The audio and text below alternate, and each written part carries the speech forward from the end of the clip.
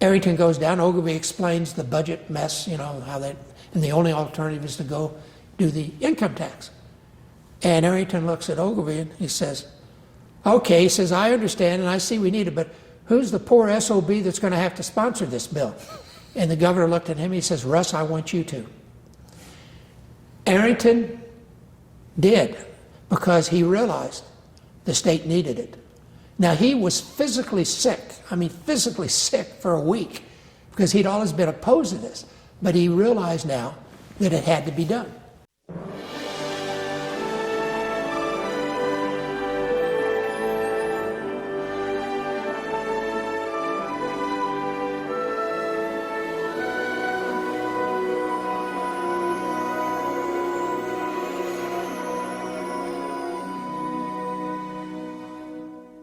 Governor Jim Edgar, thanks for joining us again on the Illinois Channel. It's been a long time since we've talked, and it's great to see you again.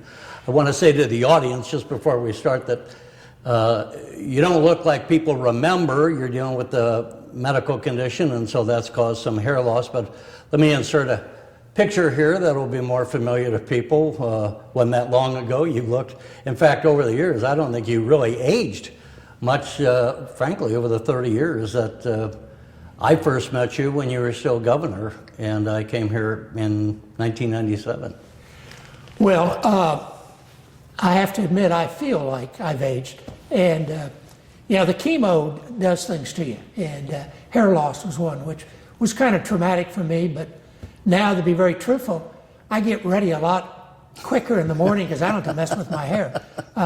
Someday, maybe, if I get off chemo, it might grow back. But I'm kind of growing used to it. But I still have to say, I think it looks much different.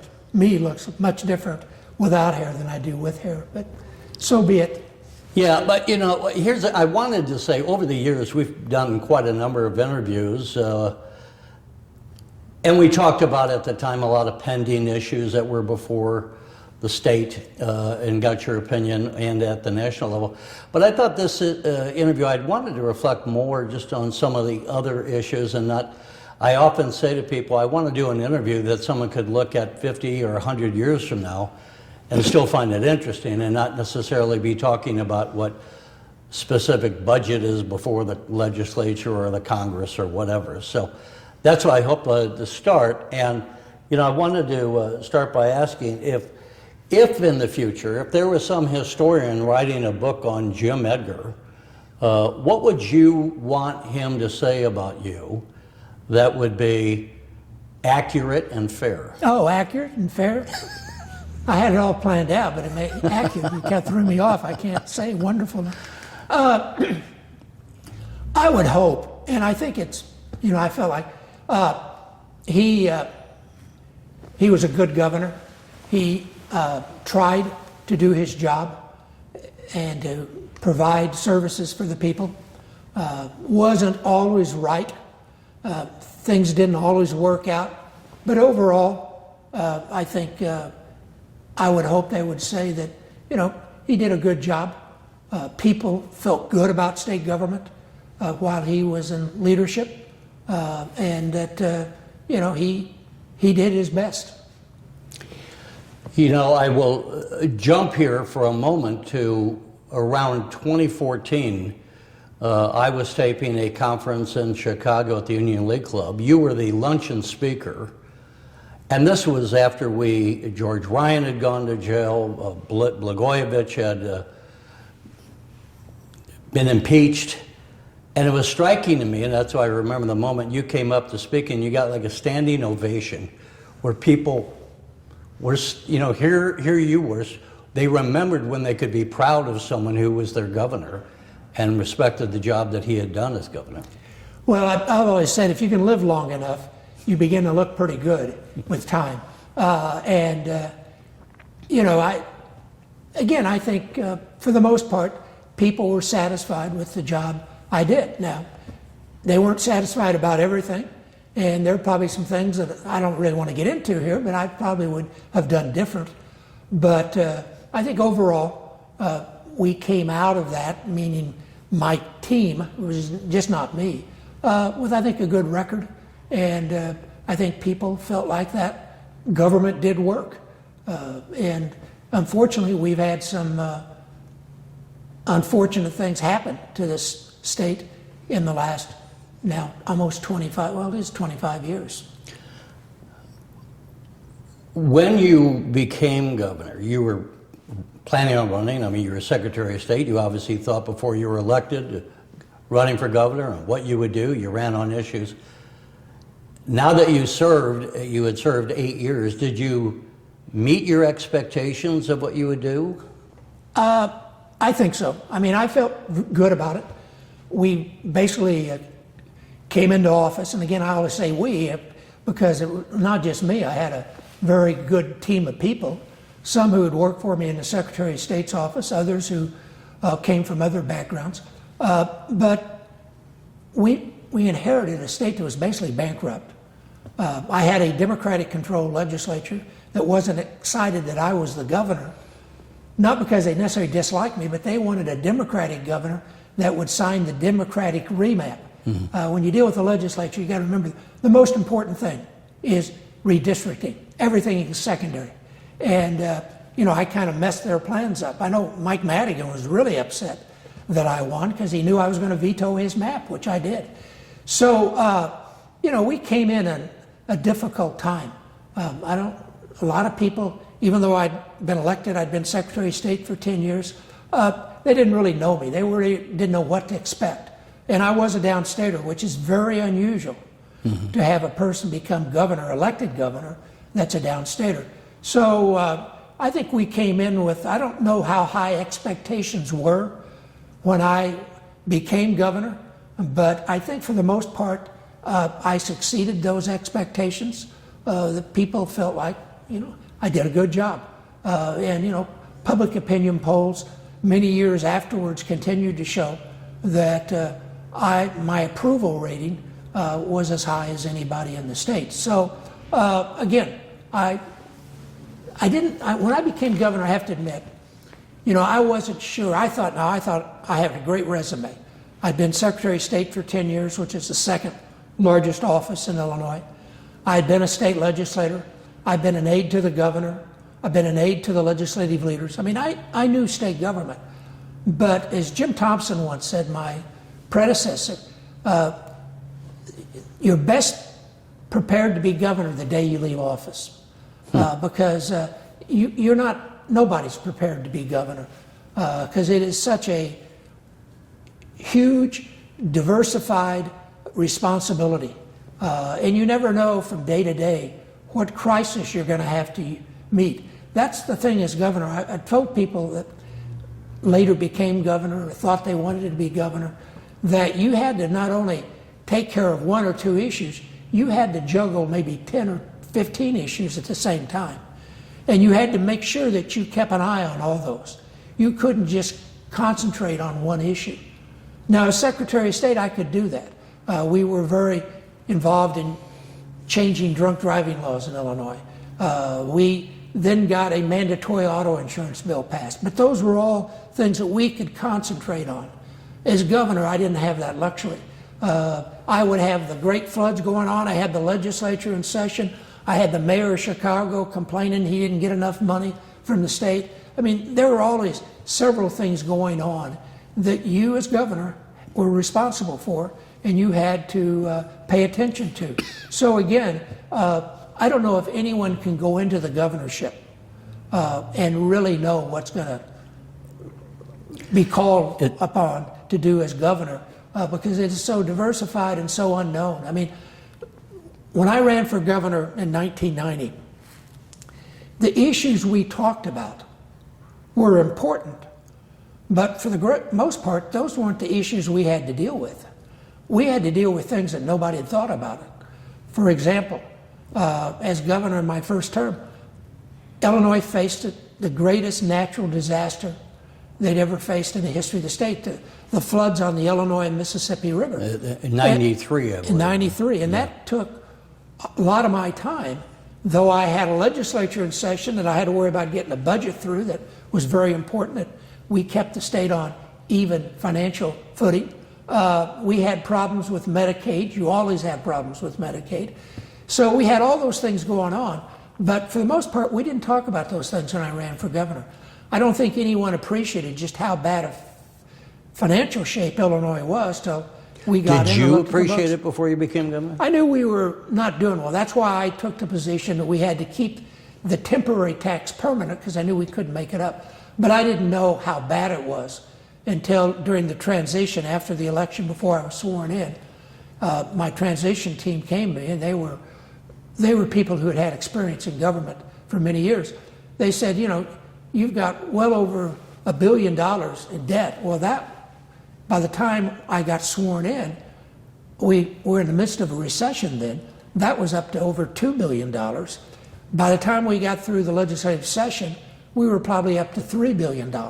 So, yeah, we knew it was bad. We didn't know it was that bad.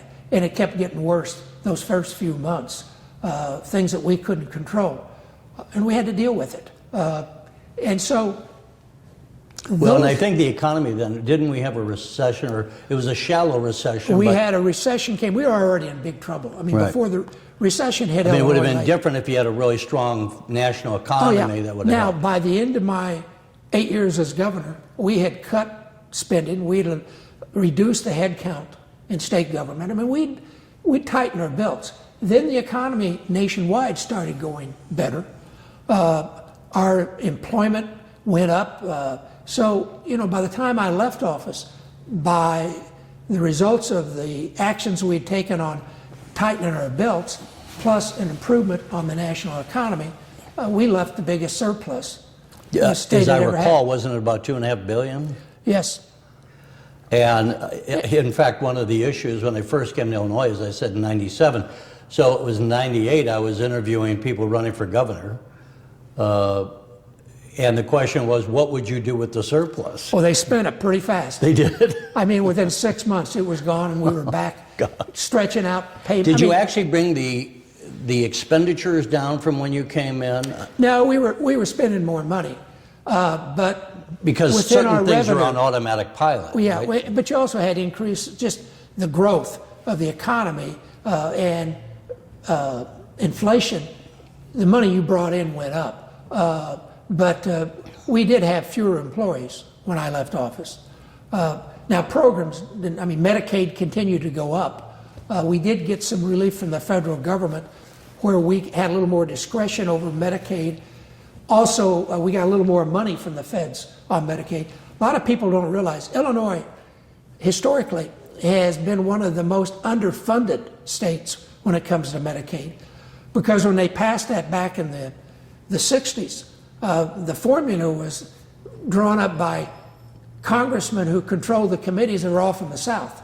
And they looked at how wealthy was that state. And southern states weren't very wealthy back then. Illinois was viewed as a wealthy state. Mm-hmm. And so we got 50% match on Medicaid. Even Ohio and Michigan got 58% match. Well, that 8%, when you're talking billions, that's a lot of money. Now, some of those southern states, they were maybe they only had to pay 30% on the dollar, while we had to pay 50 cents on the dollar. So we got a little relief on a couple new programs that we took advantage of.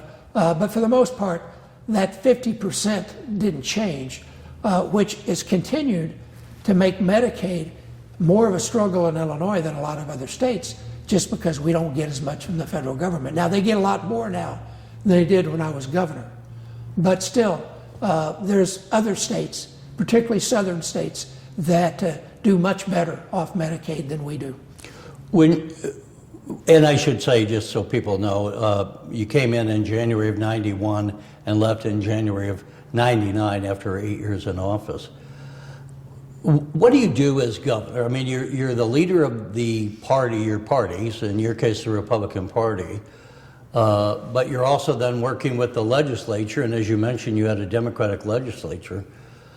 How do you get things done, especially when you have a hostile legislature? How do you convince them? Is it log rolling, as they say? You give me this and I'll give you that? Or well, you're going to have, I mean, they've got needs just like I, as governor, had needs for the state, particularly Chicago Democrats. They had needs for the city and for Cook County. Southern Illinois legislators had needs for things in Southern Illinois. So you had to take in mind, when you're putting together a legislative package, you've got to take care of everybody. Now, you're not going to take care to the level they would like to be taken care of because you don't have that much money. I had a hard time explaining that to Mayor Daley, that we have limited money in Springfield, just like you do in Chicago, and we can't just give you all the money you'd like. So you had to balance the needs of the state. I always said, as governor, I'm the governor for the entire state. And while maybe I didn't get that many votes in Cook County, though the second time I won Cook County, last time a Republican did that, you still have to take care of those folks. They're your responsibility. I didn't have any problems with that. I mean, I knew, who voted for me, kind of what areas did, but at the same time, I had to take care of people throughout the state. And I also had to get my programs passed, which meant I had to take into consideration the needs of, in the first 2 years, of Democrats, because they controlled the legislature. 4 years I was governor, we had a split legislature, and 2 years I had a Republican-controlled legislature, and 2 years I had a Democratic-controlled. Now, my first 2 years, the Democrats controlled it. Probably I got more done when I had a split legislature, because everybody knew they had to compromise, because Democrats knew, well, the other house might be Republican, and the Republicans knew, well, the other house is Democrat. So everybody knew at the end of the day, to be able to get things done so we could go home, they had to compromise. And I think for the most part, policy that comes about from compromise, from taking into consideration all parts of the state, all different points of view, is better legislation than legislation that is solely controlled by one party or one way of thinking or one area of the state. So I think that helped us in many ways that, in the end we had to compromise. Democrats had to compromise, Republicans had to compromise. Now, back to your original question about you're the Republican leader, but you also have to deal with people of the other party. I always put the priority on I was governor. That was the priority more than I'm the head of the Republican Party. I had to get things done. I had to solve problems. I had a mentor, Russel Arrington, who was a state senator. He ran the Illinois State Senate. So he was Senate president. He was Senate pro tem back then, they called him. Today he'd be the Senate president. Back then, the Senate president was the lieutenant governor, who didn't have any real power, but he had the power. But one day, after we didn't get something done in the legislature, he made it very clear to me that we had failed, even though politically, the best thing to happen, that we didn't get that done because his members really didn't want to do that. It was to provide additional money for mass transportation. Some things don't change. Major issue right now the legislature's grappling with. But he told me, I said, politically, if you'd have pushed your Republican members, who at that point, nobody outside of Chicago really had mass transportation, you could have been in big trouble with your party. He says, Jim, you don't understand. We're not here for politics. We're here to solve problems, and we didn't solve the problem. Now, that was early in my career in Springfield, and that stuck with me, and that was kind of my philosophy. We're here to solve problems. Politically, it might short-term cause some problems, but I'm convinced, and I'm more convinced now than I was when I became governor, if you make the tough decisions, you keep your word to the public, and you solve problems, in the long run, politically that's going to help you, because people want good government, and they want elected officials they can trust. The other thing I learned early on, you got to keep your word. Some of my successors got in trouble because they said one thing before the election, they did something after the election. I don't think you have that luxury. You've got to, as I said, keep your word. And if you do break your promise, you better have a very good explanation. And I don't think in most cases you're going to convince the public, no matter how good that explanation might be. It's ironic as you talk about that, and on one hand, as I said, maybe that's why the people who were attending the Union League Club in Chicago appreciated what the job you did. because you weren't just spending money downstate and holding it back from Chicago. But, you know, now, I don't want to get too mired in day to day, but now we have an overwhelming supermajority of the Democrats in the House and the Senate. I'm not putting the blame on anyone for that, but it's just a reality. Yeah, and I think that's unfortunate. And I'm not putting the blame saying Democrats are bad, Republicans are good. Right. That's not true. They both have their pluses and minuses. But the Democrats don't have to compromise because of the structure of They these got to two compromise chambers. within their party. Right. And that has a tendency to be more to the left of center. They don't have to really compromise right of center. And if the Republicans were in control, they do the same thing. I have no doubts about that. It would all be right of center. I think the best government is the center. I mean, I think policy, you got to take into consideration both kind of slants on things. And I think it is unfortunate. Again, it's not to say that Governor Pritzker's doing a bad job. I just think, you know, he only has to really deal with the Democrats. And I think you lose something with that. And Tony McCombie, the House leader, said in the closing day moments of the legislature that she was, as a Republican leader in the House, wasn't asked to meet with the governor or even the speaker. Yeah. They don't need to. I have said to people over the years, and I'm inserting it not about me, but we need our critics because we're not always going to be right. You can be in a marriage and find out maybe it's your wife or your husband that's a critic, but you find out afterwards, maybe I wasn't as accurate or right as I thought. And when we talk about governing, it is a danger of sorts. I was going to ask, when you had Lee Daniels in '94 took control of the House, the only time in the last 50 years or so that the Republicans held the House. Well, when I first came in as Secretary of State, we had had control of the House. George Ryan was Speaker. Okay. That was in 1981. I guess we are getting, I don't know, that might be 50 years ago now that I think Well, about close. it. It is. You know, that's right. But I mean, was it easier then? Was it a marked difference for you to deal with the House as compared to dealing with Mike Madigan? Yes and no. I mean, some of the things I wanted to get that the Democrats weren't going to give us, we were able to get. But there were things the Republicans wanted to do that I thought was terrible. I wasn't going to do it. Personalities were different. And sometimes people think, well, you got your party in control. It's easy. It's not. I said probably the easiest was when I had a split legislature because everybody had to compromise. They knew that going in. Republicans, when they had control, they thought, well, we have control now. We're going to do all these things. I remember Lee Daniels at one point, he wanted to take over the Chicago schools and have the state run them. I said, there is no way I want to run the Chicago schools. We're not going to do that. You know, they were fighting over the big issue back when I was governor among the suburbanites, particularly Lee Daniels, the Republican leader in the House, and Pate Phillip, the Republican leader in the Senate. They didn't want to see any expansion of O'Hare because it caused noise in their districts. Unfortunately, they were from the same legislative district. One was a senator and one was a rep. That put way too much concern about that one district. And it was right next to O'Hare Airport, so they fought any expansion of O'Hare Airport. Well, O'Hare Airport is one of the major engines. So O'Hare is one of the major economic engines. Yes.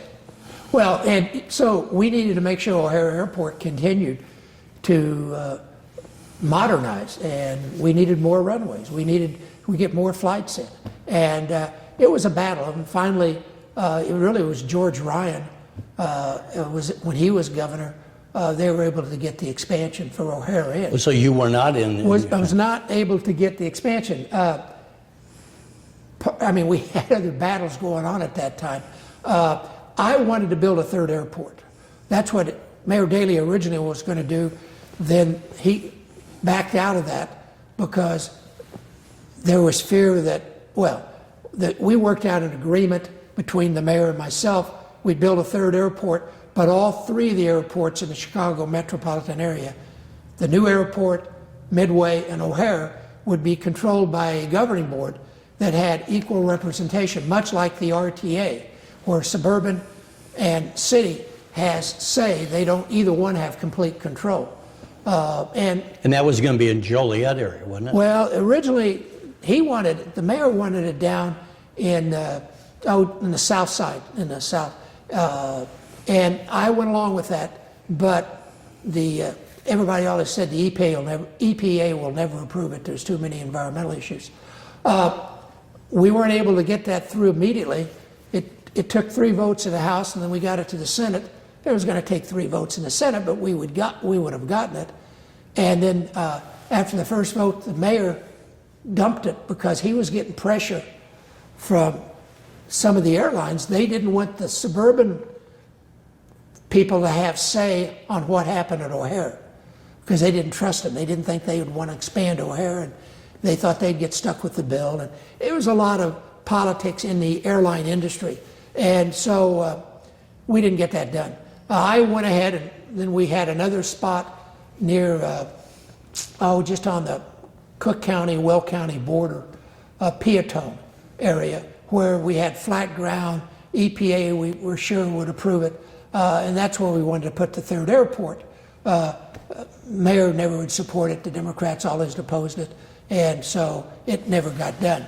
Now, George Ryan did work out a deal with Daley. They didn't get a 3rd airport, but he did go along on expansion of O'Hare. Let me ask you, did it take all the standoff that you had with the mayor and the other, in other words, because the issue was boiling for a while, did that allow Ryan to get it done? Because by that point they already maybe came to realize the other options weren't going to work? Well, I think the mayor also liked working with Ryan a lot more than he liked working for me, because George didn't say no very often to the mayor.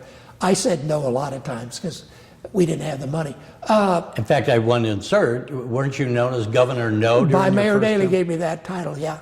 Yeah, because my first few years as governor, we were basically broke. And the city had needs, and I appreciated that, and we tried to help him, but he wanted a lot more money than we had.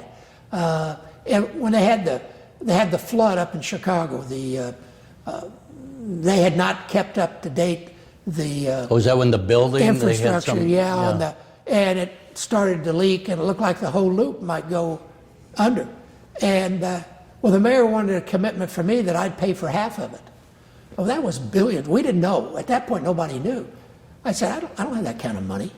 I'll help you as much as I can, but I can't make a commitment that I'm going to pay 50% of whatever goes wrong because basically you guys didn't do your maintenance. And that made him really mad. He said that I was anti-Chicago and just went on this tirade. And so we had our differences. George was much more agreeable on things. One of his traits, good and bad, I mean, he wanted to make people happy, so he would be more apt to help them. And I wanted to balance the budget, and I'd be more apt to say no to him. And the mayor, again, just wasn't used to that. He was used to Springfield coming through for what he needed, and that just wasn't possible if I was going to balance the budget. So that was part of the difficulty. I think also just the demand, the need for O'Hare just got greater and greater, that we needed to do something, and finally we got something done. One of the battles on airports. Well, also at a certain point, Pate left the legislature and Lee Daniels did too. I don't remember what years those were. Yeah, they were. So some of the power struggle that you dealt with. Now, part of Lee's problem was he was in the same district with Pate. Pate was very much against expansion at O'Hare. Lee wasn't as opposed, but his constituents were all riled up about it, so he went along. I always said that, if he'd have been in another district, he'd have been in favor of expansion at O'Hare. I'm not sure about Pate, but Pate knew he had a lot of constituents that didn't like all that noise coming from O'Hare, and he didn't want any more of it. And so, anyway, it was one of those things that it was local issues impacted state policy, which is not unusual. It was unusual to have the 2 Republican leaders come from the same district, because that put an awful lot of emphasis on whatever that district cared about or worried about. That's the only time I think that's happened. While I want to focus a little bit more on some of your own history, but I would argue, I mean, I grew up in Missouri, so it's different. We got Kansas City and St. Louis offset each other. I would argue that Illinois, when it comes to politics, has a geography problem. They got too many people living in one corner of the state, and it's lopsided politically. Well, it's lopsided if you're a Southern Illinoisan and you think, gee, we should get the same as Chicago gets. I mean, it's not. Well, I also look at like in East St. Louis that sits there with many things going for it. Right on the Mississippi, right across from St. Louis, major highways, airports nearby, and yet it sits there and rots. And Well, the state's done a lot for East St. Louis over the years. We've put a lot of money in there. We've even took over the schools for a while. A lot of it is a problem. Local government has had some real problems. It's a high poverty area, so we know people that are in poverty have greater needs than people that, if you're somebody living in DuPage County or in Lake Forest and Lake County, I mean, those people have a lot more resources, so they don't need as much from state government. But the split in this state, Illinois is basically 3 states.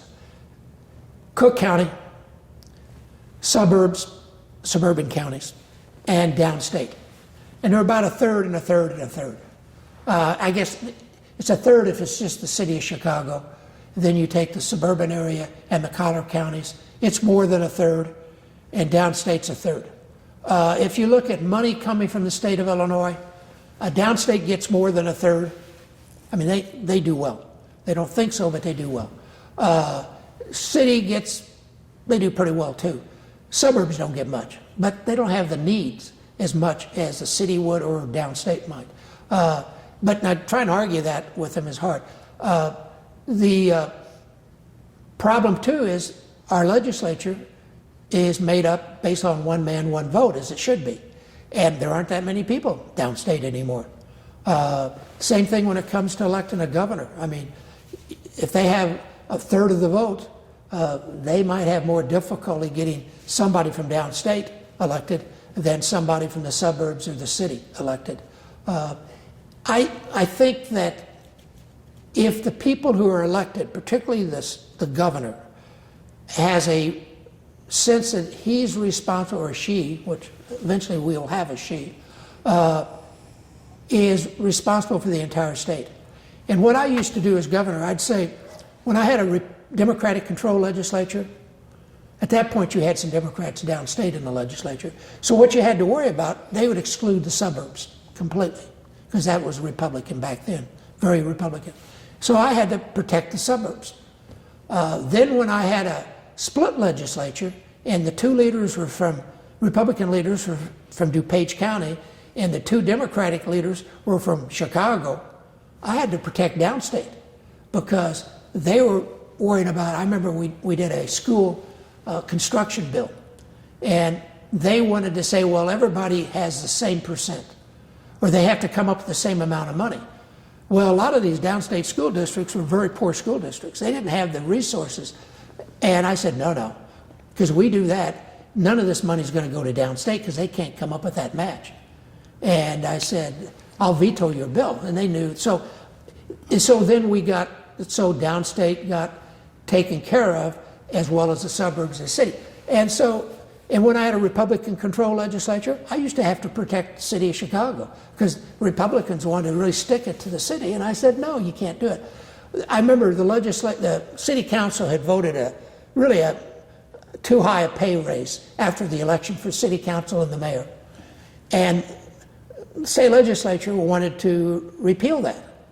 And city of Chicago is a home rule unit. They can do that if they want. That's clear. I said, no. I'm going to veto that bill, because I said, in fact, I did veto that bill. They passed it, and I said, you can't do this. That's a home rule unit. They have the right, even if they make a big mistake, that's under the Constitution, that's a right. So I vetoed it. I was a hero for one day at the Chicago City Council. They didn't invite me to their swearing in, but after that they got mad at me again. But did that cause problems with your fellow Republicans? They always thought sometimes I was too sympathetic to the city, or maybe I was too liberal for a Republican. But But they also needed things from the governor. I mean, the governor has a lot, like the president, has a lot of power that doesn't even do anything to do with going through the legislature. So the governor can use that leverage. Even if his party gets mad at him, in the end, they need him. Fortunately, my numbers were always good when I was governor, my approval rating. So legislators knew, in most cases, I was more popular in their district than they were. And they may not like what I did, and maybe their constituents didn't really like what I did.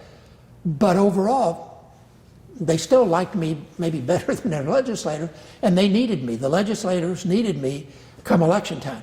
Now, that could vary from election to election, but the governor does have the power with the voters because he has the bully pulpit. He also has, as I said, a lot of appointment powers, releasing money for projects, a lot of things that have impact on areas of the state. So legislators, again, they can't get too much in a fight with the governor of their party. Now, the Democrats could, they could get away with, bad-mouthing me and fighting with me, but they still had to come to me a lot of times to get things. So they had to be a little careful just how far they went on that. And for the most part, I got along with the Democrats. I mean, even Madigan, first 2 years that was terrible. But the last 2 years, 4 years, when he got control again of the House, he was much easier to deal with than he was the first 2 years.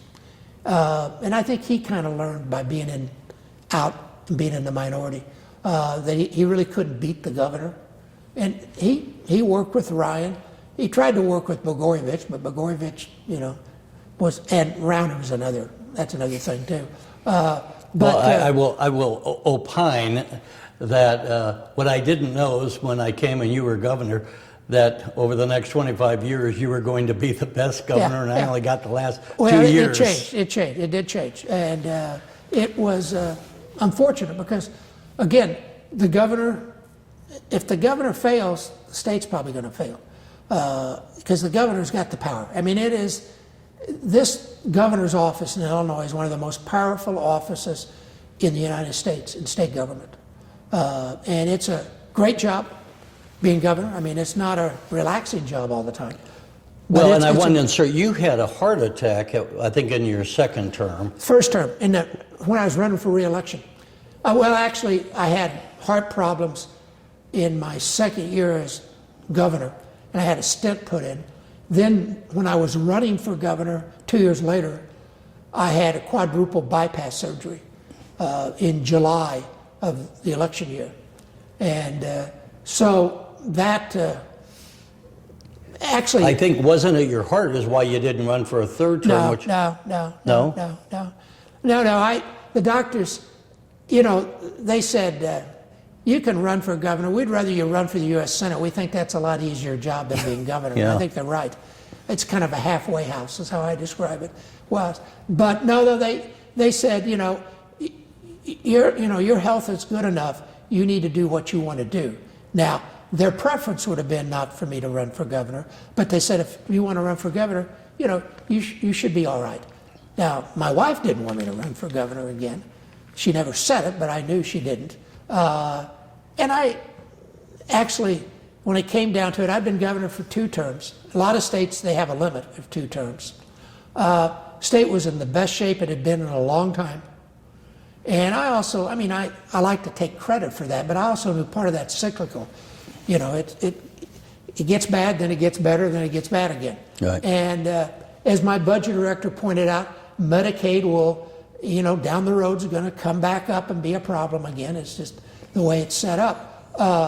So I really thought after 2 terms and things were in good shape, and people, we had polls, I had a huge lead on anybody that was talking about running against me.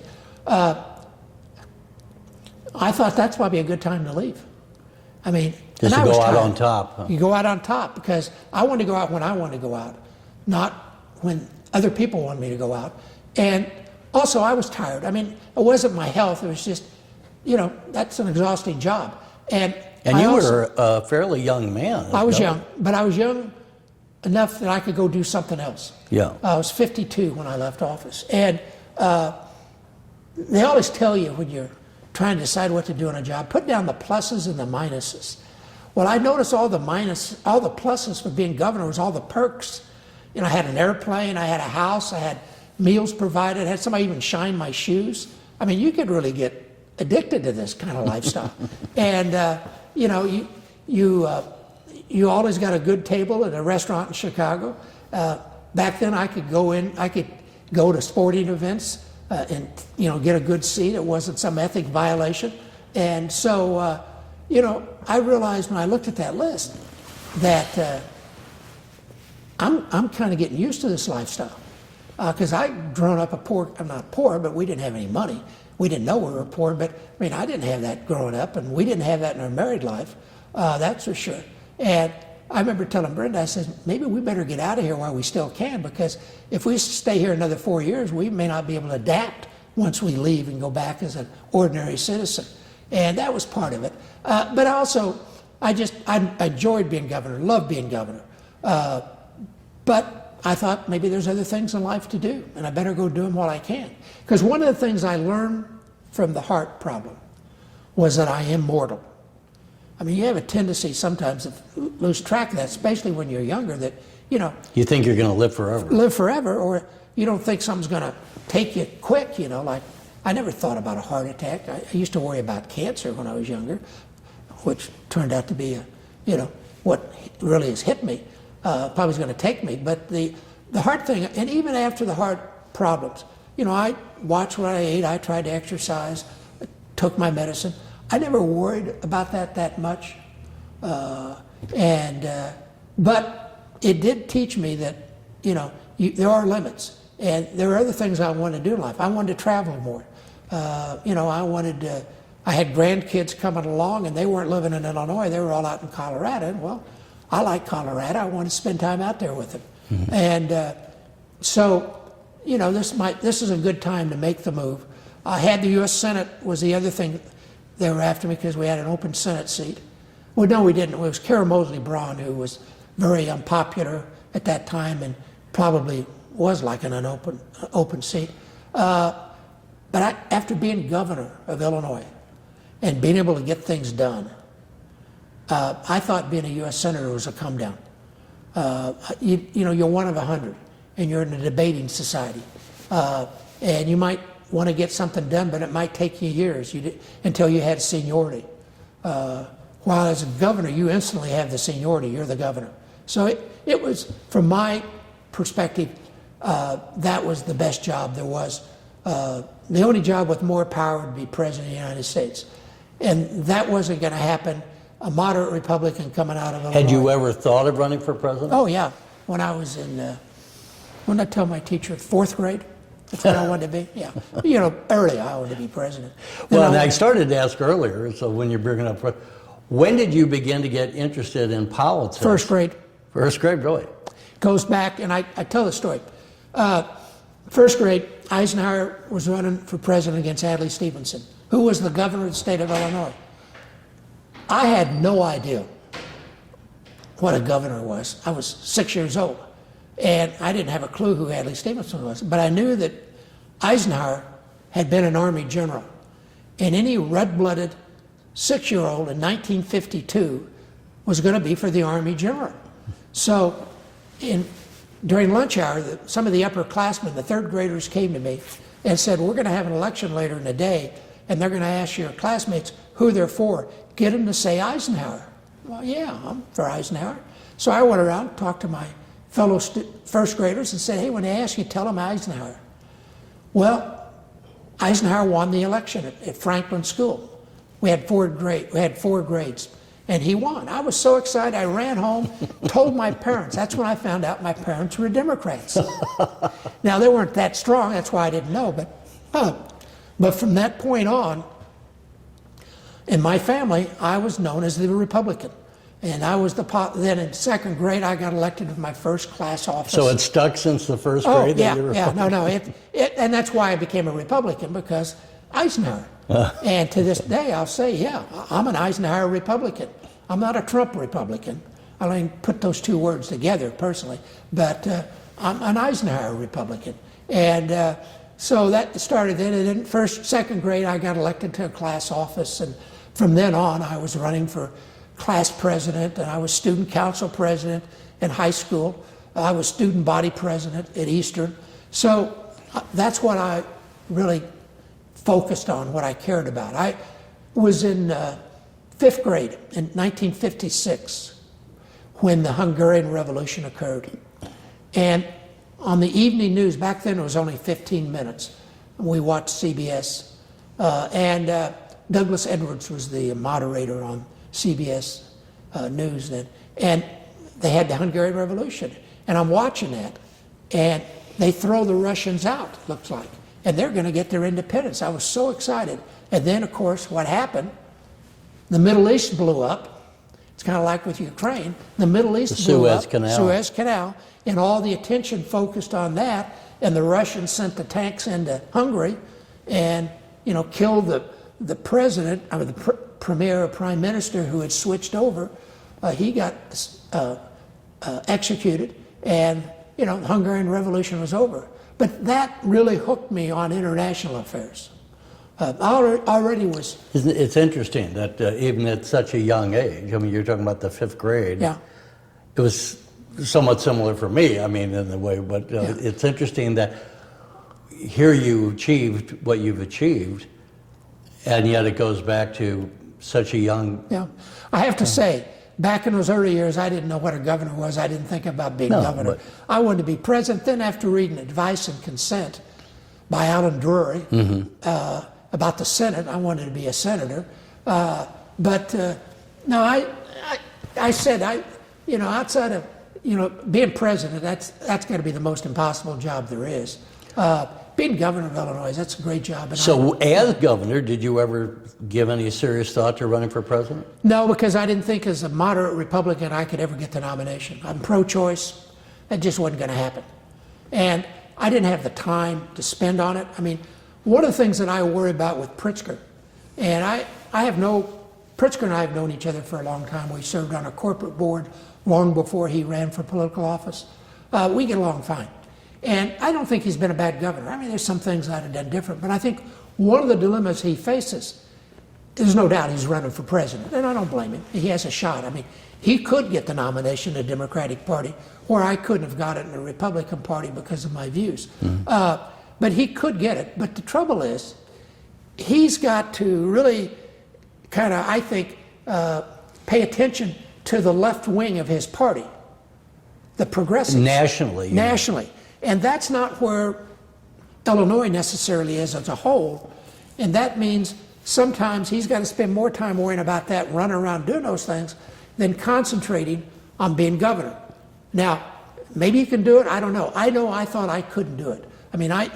I did not like going to Washington, D.C. for the governor's meetings because all we did was talk about Congress and, we didn't get much done. So I never played that Washington game that some did. We had some guys that really... Now, I always thought my only chance would ever have been if I got to be VP, if somebody wanted to balance the ticket. And when Bob Dole ran in 1996, I was mentioned pretty prominently. They even came and got my financial records and talked to me and things like that.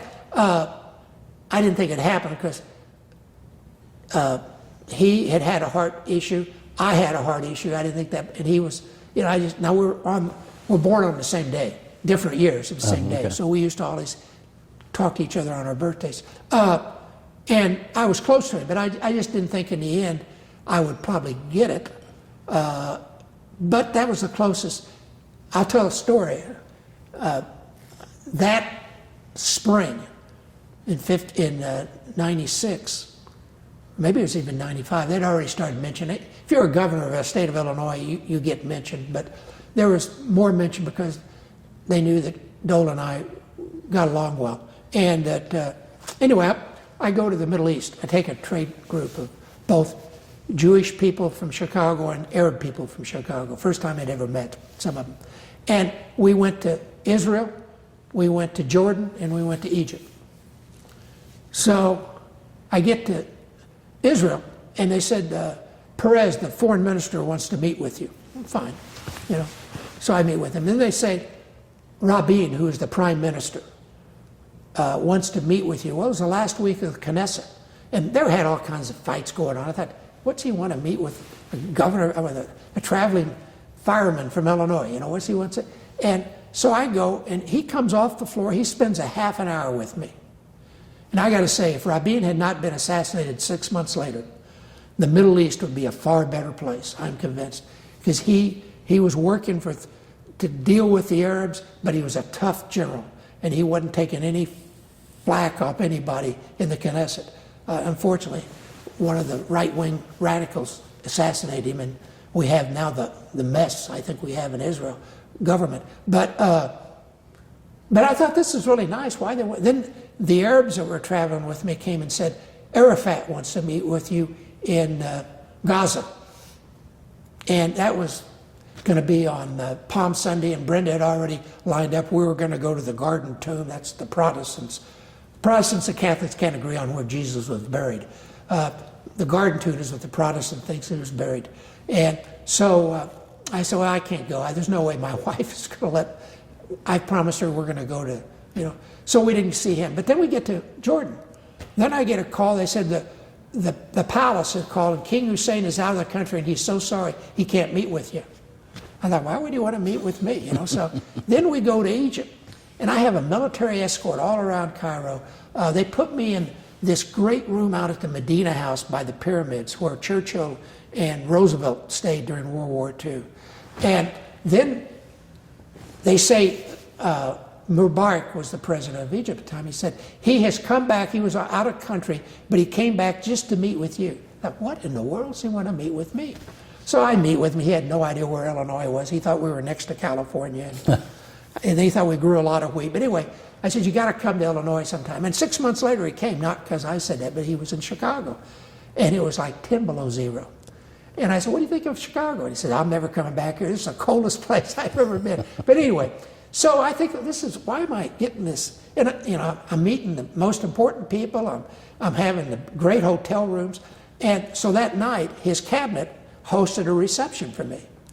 And the Mubarak's cabinet? Mubarak's cabinet did. And the Secretary of Transportation came up to me and he said, Governor Edgar, we realize you're the leading candidate for Vice President of the United States. And then it all dawned on me why I'm getting this royal treatment. So years later, people would come up and say, well, what was it like to be mentioned for Vice President? I said, well, it really didn't mean anything unless you traveled. And if you traveled, you got to meet really important people and have really nice hotel rooms. And so that was my experience. But I always figured back, you know, if I got the Vice President in some way, then you'd have that. But I didn't see me being a moderate Republican, pro-choice, was going to ever get the Republican nomination. So I didn't worry about it. But I did have a good time in the Middle East on that trip. As time goes by, there's fewer and fewer people around who knew the people that lived in the past, the leaders. Right. You mentioned Russel Arrington, who's we'll call him Senate President-elect, but who are some of the great leaders that you dealt with, or even if they weren't great, what's your assessment of some of the people that were in positions of power, let's say, over the last 40 years? Yeah, well, I think Arrington's my man. I think he made the modern legislature. I mean, he brought in annual sessions, which may or may not be good. Staffing. He made sure that both parties got equal amount of staffing. That's unusual. You know, in Illinois, for Republican staff and Democratic staff in the House and the Senate, they get equal amount of money. So he wanted to make sure that both parties had the tools they needed to do their jobs. So anyway, he, to me, was very important and very significant on how the state moved. So we still operate based on his impact? As a legislature. I mean, you know, you can abuse power, or you can do things, but I think he used power to the positive. He was one who, before he became Senate President, he was the chairman of the Revenue Committee. We didn't have an income tax then. And he always said there'd be an income tax over his dead body.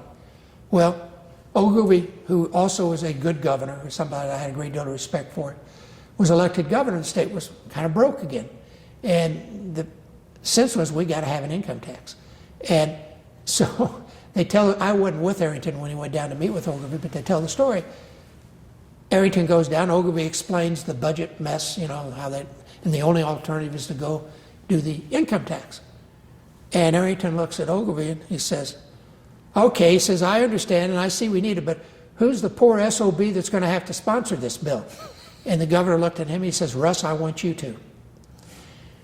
Arrington did, because he realized the state needed it. Now, he was physically sick, I mean physically sick for a week, because he'd always been opposed to this. But he realized now that it had to be done, and he got it passed.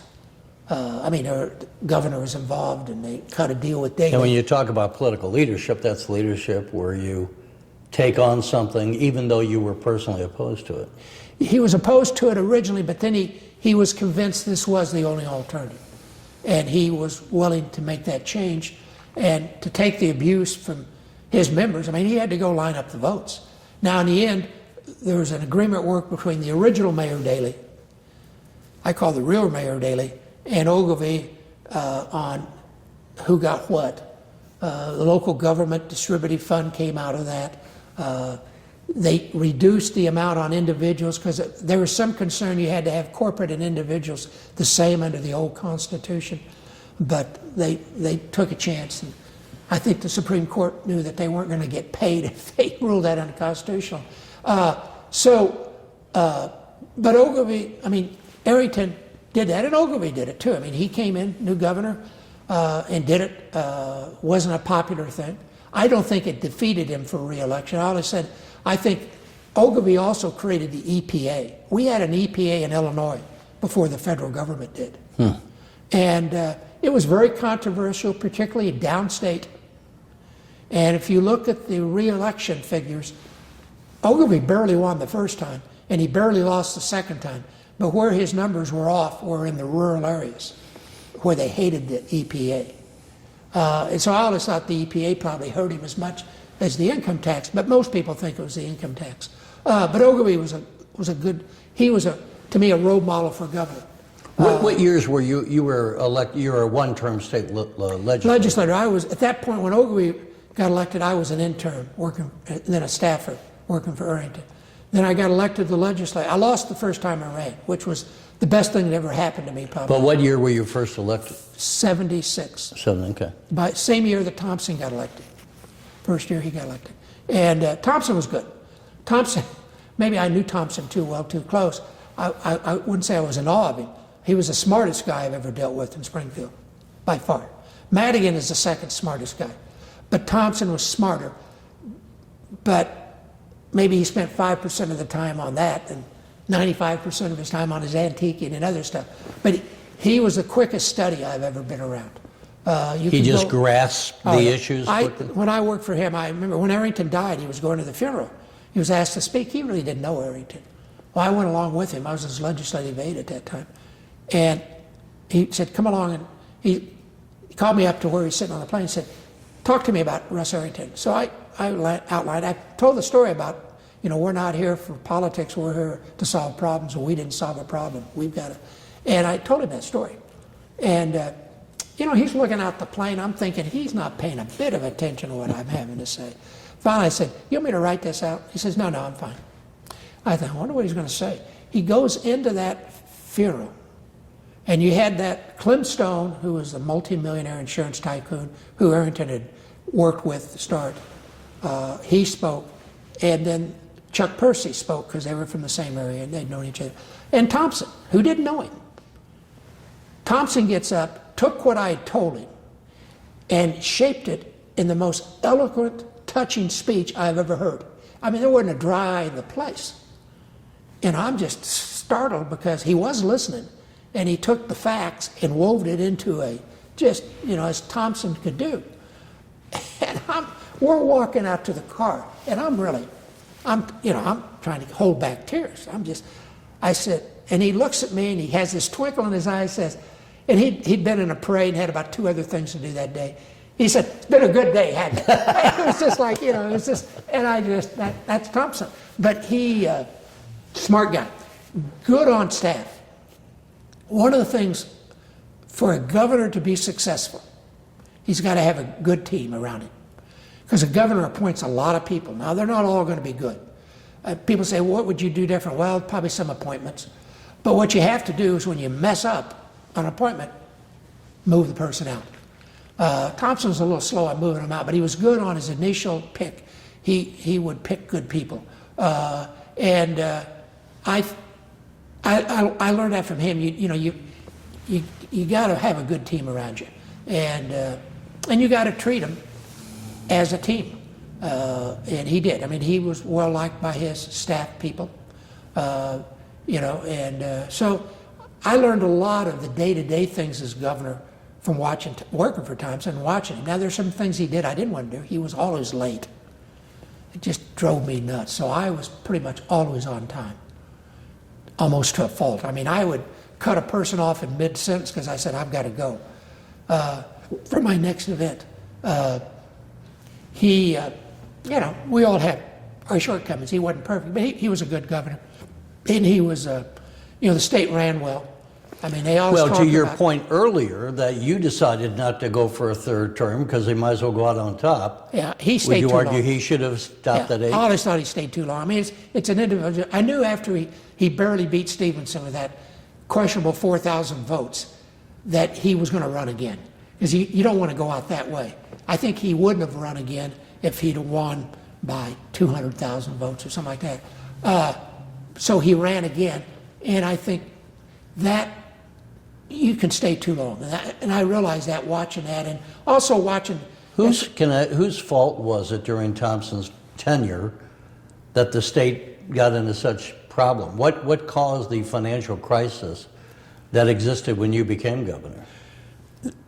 They overspent. They underestimated. I mean, part of it, Thompson, when he first came in, every governor had left the next governor a bad budget, except I left him a big surplus. Yeah. But other than that, and Thompson came in, Walker had left him kind of a fiscal mess, so he had to deal with that. And he was good on the fiscal thing. I think he was there so long, the staff, everybody got tired, and after a while, you like to make people happy, it's like the pension bill. I mean, the thing that screwed up the pension is not the ramp, I will tell them. The ramp actually put money into the pension funds. What screwed it up was the 3%. And the 3% annual automatic increase. Yeah, and that was done under Thompson's watch, and they just weren't paying attention. And I often wondered what happened there, because I was Secretary of State and I had missed that whole thing. But what happened was the unions are trying to get a cost of living increase on the pension. Now, back then, cost of living would be 9-10%. It's a lot more than 3%. And they had the votes. The Republicans were in the tank with the teachers union. They were going to vote for it. So it was obvious something was going to pass. And so at the end, they got them down to 3%, which they thought was a victory, versus cost of living. Well, as it turned out, for many years, cost of living wasn't above 3%, and 3% was. So, but I think part of that was you've just been there too long, and a lot of the people that started out with you had left. You had other people in. It's just you wanted to think about other things. So that, I think, added to it. The legislature was just completely fiscally irresponsible on revenue estimates and things. I mean, one year, the Democratic chairman of the Appropriations Committee, Budget Committee, they were trying to figure out how much money the lottery is going to bring in, and he used his daughter's birth date to come up with the numbers. I mean, just goofy things like that they do. They thought it was funny. Well, lottery didn't bring in that much money. There were two things they used to do. Lottery wouldn't bring in the money they said it was going to bring in. Then Illinois is self-insured, and the state had to pay for that. Well, every year they had to put a figure in the budget how much that was going to be. Now, that was a guesstimate, but they'd always under-guesstimate. And we should say for health care. For health care, excuse me, yeah. For state employees. Mm-hmm. And they would always underestimate that. So those are two of the things when I came in that had screwed the budget up the year before. The recession hadn't hit here yet. Did you raise the healthcare contribution then? Oh, yeah. We tried. I mean, now, again, it was always a guesstimate because you're putting a number in the budget a year before you got the bills, so you weren't sure, but you could come pretty close, much closer than they came. And the revenue, same thing with the lottery too. I mean, we made sure the revenue estimates and everything were as close as could be. And my budgets that I would introduce for education, I'd always come in low because I always knew the legislature wanted to add money for education. They were going to do it no matter what. So I figured instead of asking, let's say for $2 billion, I'd ask for $1.9 billion, knowing that I was going to have to put $100 million, and that sounds high, that's too high. But I knew I was going to have to raise it. But they needed to get credit for raising it, so that's why I lowballed it. And my revenue estimates, I would always lowball my revenue estimates a little bit if I could get away with it. Now the legislature said, oh, wait a minute, it's not what our committee says, because I wanted to make sure at the end of the year we had enough money. Because something would come up during the year that was going to cost money. You're going to have an emergency appropriation, or you're going to overspend in areas that you need. So I used to try to come in with low revenue estimates, low education funding numbers, knowing that those were all going to go up during the session. And it worked pretty well. We had a balanced budget every year. So Jim Thompson was the quickest guy. Madigan. He was the best counter. I mean, Madigan, I learned when I was working with Thompson, we had an issue that Madigan, and we were actually on the same side of Madigan, and Rich Daley was on the other side. He was state senator then. And Thompson had worked a deal with James Burns, and James Burns told Madigan to work with Thompson. So I got sent over. Was James Burns then the mayor? Mayor. Yeah. And then I would go to Madigan and say, where are we on the, And he not only knew the count in the House, he knew the count in the Senate. He knew where the Senate Republicans were, and he knew where the Senate Democrats was. I remember I went over and I talked to Phil Rock. Phil Rock really had the wrong count. He thought we were in good shape. And Madigan says, no, you're dead even. He says, in fact, you're one short. And they took the vote. Sure enough, we were one vote short. And they had enough time that Pate Phillips switched his vote. He wasn't voting with us, he voted with us. So it was a tie vote. And it was a motion by Daley, and it failed. And so we won. But Madigan, he knew what members wanted. He knew how to, he didn't threaten them. He just knew what they needed, and he could go to them, and they knew that he was going to take care of their issue. And he was, I'm sure they feared him to some extent, but they didn't dislike him, contrary to what some people might think. I think he was, in the Democratic side, they respected him, and they knew that he was going to help them if they had a problem. And he knew their problems. I mean, he knew that stuff very well. So he wasn't maybe as fast to study as Thompson, or maybe as smart, but he took what he had and used it very efficiently. Tough guy to deal with. I mean, he'd never give me an answer. He'd never give you an answer? Oh, no. I'd go in, we got along fine personally. And after that first session, we got along fine. He'd come down, and I'd go through what I wanted, and he'd sit there, and he'd never tell me what he was going to do. And I always wanted to get things resolved early. I didn't want to wait till the last minute. Well, he wanted to wait the last minute because that gave him a lot more leverage. So, but then at the end, when we had to make the deals and compromise and solve the problems and get out of here, he was the best guy to have in the room with you because he knew what he could do, and he'd tell you, and he'd do it. You never had to go back to Mike Madigan and ask him twice. Once he said he was going to do something, he never came back and said, oh, I need something else.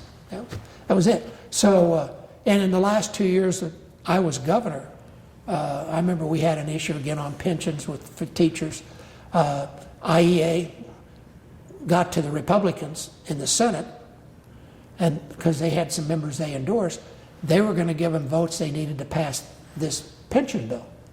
And Madigan was against it because it was going to cost local school money, and I was against it because it was going to cost money. We didn't have, we were in an unfunded mandate, basically. And so we both were opposed to it. We were probably the only two people in the Capitol building opposed to it.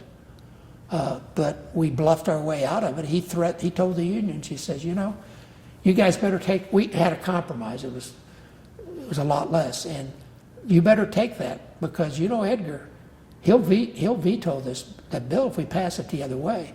And you're counting on after the election, those Republicans are going to override him. I wouldn't count on that. Well, they were going to. But Madigan and they were afraid, they didn't want to make Madigan mad, and they knew that I would veto it. And they weren't sure if those Republicans, particularly the Chicago teachers, weren't sure those Republicans would really stick by it. And so they took the compromise, which cost a lot less. And but that was I wouldn't have been able to do that in Madigan. But Madigan on fiscal matters was pretty good. Now, if the governor wanted to go spend money, he wasn't going to stop it. He told me that. He said, now, that's when George Ryan came in, he'd go along with George's big spending bill. Yeah, George was, because I was going to say George Ryan. Now, we talked about George. George liked to make people happy, and spending money is one way to make people happy in politics.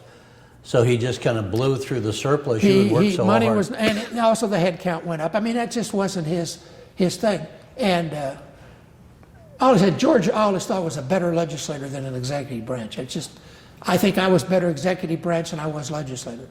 Yeah, it was just different in style and different in priorities.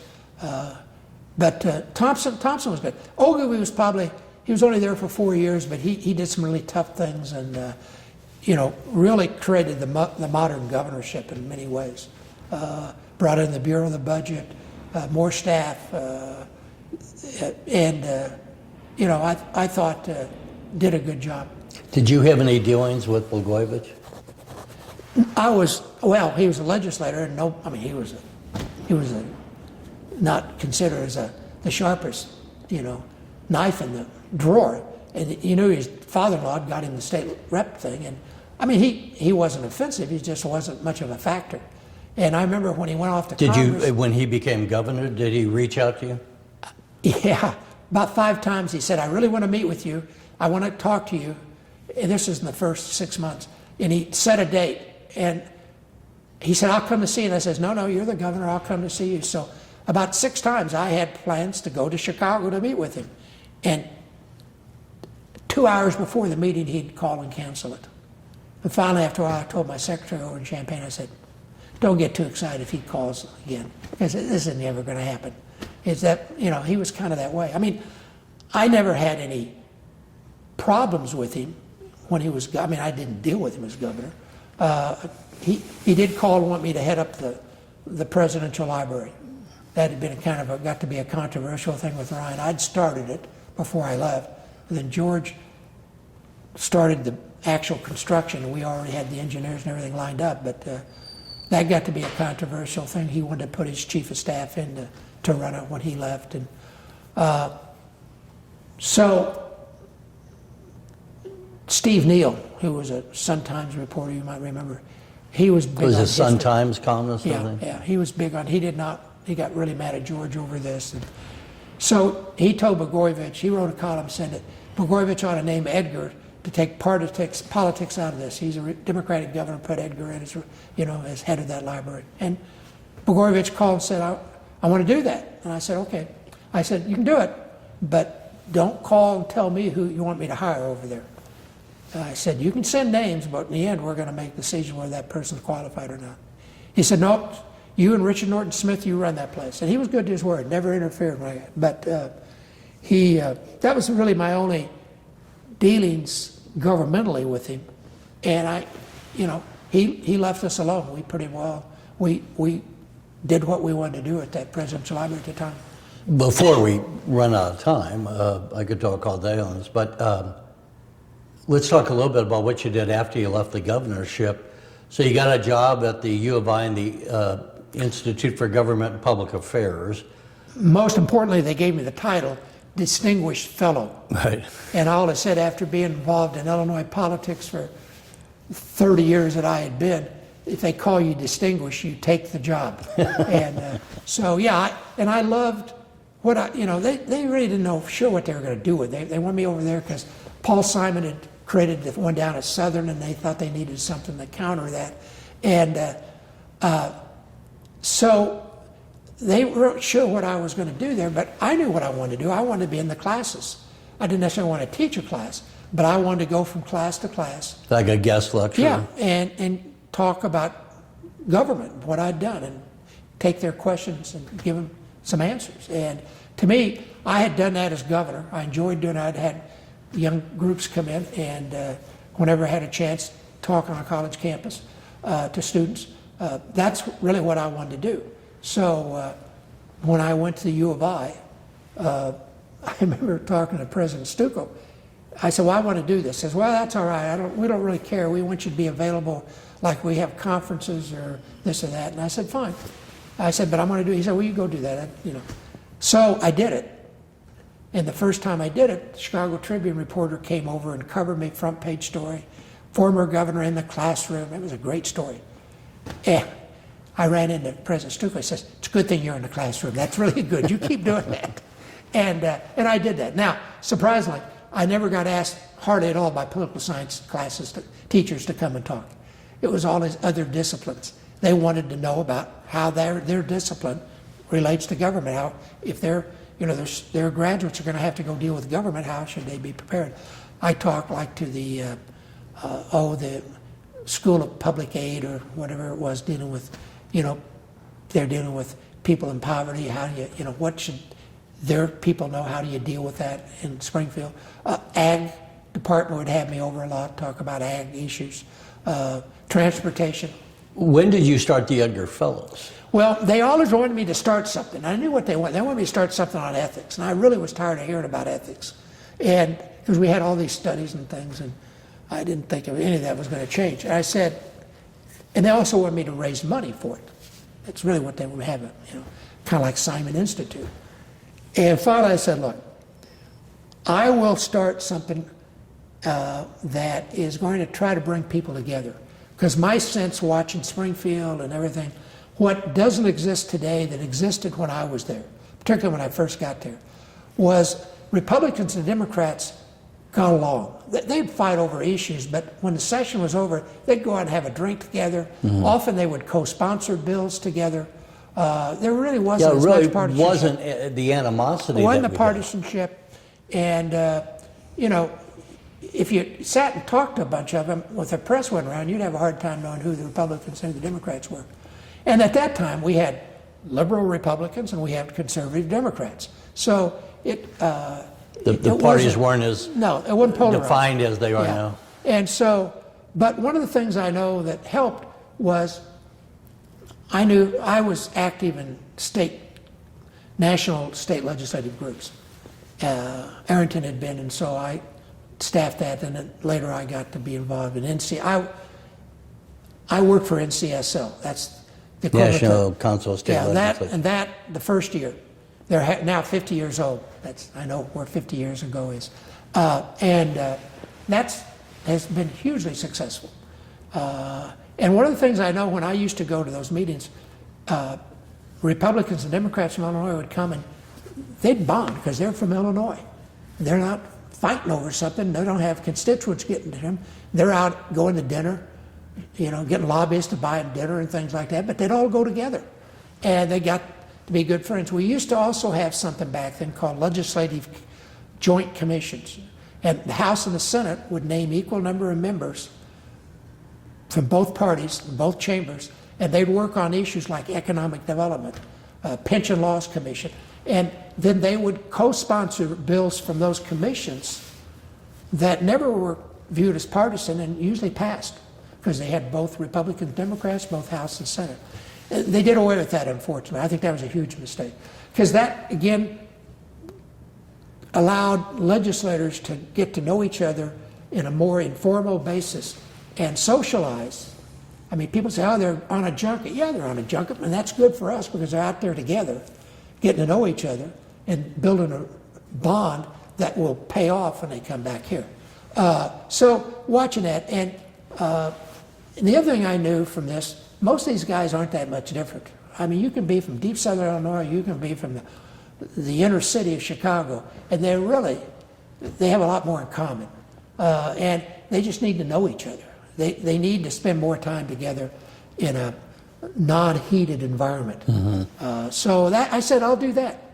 That's what and they said, well, okay. So we've done it now 13 years, and I think most people think it's been much more successful than I ever dreamed it'd be personally. And we have legislators of different parties who work together because they met at the Edgar Fellows. They also know, I mean, we keep preaching that, cooperation to them, that, and you can see those that go through are better at that than those who haven't gone through that. Now, doesn't mean they all get along, doesn't mean, the Speaker of the House was an Edgar Fellow, and he did name a Republican chairman of the Veterans Affairs Committee, which I thought was amazing. Now, he still kind of deals with his members more than he deals with the Republican members. But still, there's a little more of a bipartisanship there, or at least a... But it seems to me, I mean, when a number of these people who have left the governorship, that you were more involved in still afterwards working on better government issues. Yeah. Well, that's, I knew I didn't want to be a lobbyist. I'm not a lawyer. I wanted to be involved. It's what I've been involved with all my life is state government. And I did think finally that this was something I could do that maybe would be beneficial. And it'd also get U of I off my back about creating something. And I think they view it as very successful. I mean, this is, legislators have a connection to U of I if they didn't go to U of I, maybe because they were in the Edgar Fellows and they spent a week in Champaign and, were part of all this. And one of the things I want to do a better job of is, once they're back here, is try to keep them involved, to come up with topics that they can come together and work on, kind of follow the pattern of the legislative commissions, to try to have something like that established where they could have a subject matter. When I first came to Springfield as an intern, they sent me off as a staffer to sit in on the Economic Development Commission. And what they were looking at was containers. Now, I had no idea what they were talking about. But that's when they were just beginning at docks and shipping to use containers. And they were talking about how this is the way of the future, and if we don't have a harbor in Chicago that can deal with containers, we're going to get left out. And how, and this was 50 years ago. That commission recommended legislation that put money into the Chicago Port District up in Lake Calumet area, and they put in containers early on. And, so they didn't get left behind. And well, that's a small thing, but as I look back 50 years later, it made a very positive impact on the state of Illinois, because we were in the forefront on container shipping. And that commission, they had a good time. I mean, I always wanted to go to their meetings because they ate well. I knew I was going to get a good steak at that dinner. But that served a very useful purpose in that approach. So I'd like to see us do more of that, and that's something I'm going to, we've talked in the Edgar Fellows trying to get them more geared. So once that week they're in Champaign, I mean, we don't let them out. And actually, they get to know each other more at the bar at night. I mean, it's hard for me to say that I have asked them to keep the bar open later at night. I mean, I never go. I go by quickly and leave. I don't drink and don't go to bars, but I do know that's where most people go, especially legislators and others in politics, and they get to know each other. Yeah. And and we have not just legislators, but we have local officials. We have people from the private sector who had been or may come back into government. We have people from the executive branch that are in policy-making roles. People from not-for-profits play a major role in a lot of policy development. And the idea is to bring people together who will have a say on public policy and to try to get them to know each other, so when they do get thrown together to try to solve a problem, they already know these people. They know they like them. And they know, even though that guy comes from the other part of the state and he's a Democrat and he's, you know, he's got some strange ideas, he's a good guy. And I can believe him. I can work with him. And if you can get that going again, as we used to have in Springfield, then I think you're going to make government a lot more functional and not as polarized and as vindictive as it's become, unfortunately. So you get to get with the Edgar Fellows.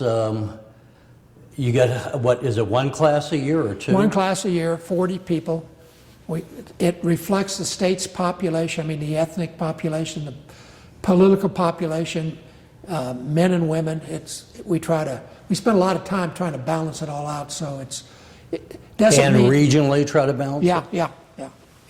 The three areas, downstate, suburbs, and Chicago. And it can be tricky at times. One of the reasons is in policy-making positions right now, the Democrats have many more than the Republicans do. Mm-hmm. So we brought in more local officials. Many of those will go on, we hope, and become state legislators, and that's where a lot of state legislators have come from. So, but it is probably as reflective of the state as anything I've seen. And people have to be nominated, because I never wanted to nominate myself. I always thought somebody ought to nominate somebody. I always like to know who sent you. I mean, I do think that matters. I mean, there's no doubt when I'm looking at we have the selection committee meeting, who nominates matters to me, because if I think they know what I'm trying to do and they understand the process, they probably are going to pick someone. Sometimes we'll get people nominated who are just out of college, and that's not the people we're looking for. We're looking for people who are already in the arena and who have a possibility to move up the ladder. Now, for the most part, they're younger than they are older, though we do bring in some older ones that are new members just to help them kind of adjust to their new environment. But sometimes we have to. Do any of the Edgar Fellows pick up the phone and call you and say, hey, I'm having this problem, what's your advice? A couple of times, yeah, sometimes, yeah. They will.